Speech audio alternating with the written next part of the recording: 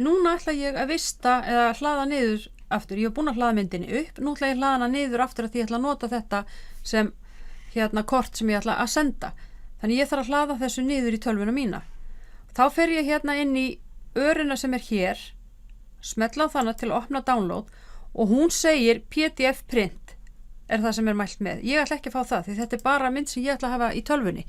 Þannig ég vel annarkvort PNG sem er high quality image eða JPEG sem er small file size og yfirleitt þá er þetta nóg fyrir venjulega mynd eða það sem á að fara á Facebook eða Instagram eða eitthvað álíka því oft vill maður heldur ekki hafa það í bestu upplausn til þess að ef fólk ætlar að stela þessari mynd þá færi það þannig þá allavega ekki í bestu upplausn. Þannig ég vel mig bara hérna minnstu og hún er JPEG, hún heitir þetta því þetta er textin sem kom hér, ég get skýrt hann eitthvað annað ef ég vil og svo ger ég download.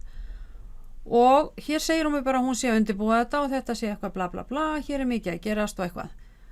Ég loka þessu hérna því þetta er bara það að ef ég vil fara yfir prófútgáfuna sem ég vil ekki. Hér kemur fram að það er búið að downloada einni skrá. Ég smetla á þetta hérna, kíki á það í fóldernum, hvar þetta er.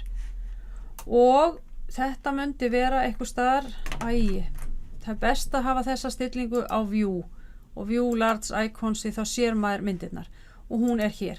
Hérna get ég þá fært hana. Ég get fært hana hérna yfir í myndir og þar myndi ég væntanlega hafa eitthvað hérna, einhverja möppur eða eitthvað sem ég myndi geta sett þetta í en hér er hún ef ég smetli á hana núna að þá lítur hún svona út og ég get notað þetta í sem kort eða ég get líka látið prenta þetta og annað eða sett þetta beint yfir á Facebook. Þá er það komið.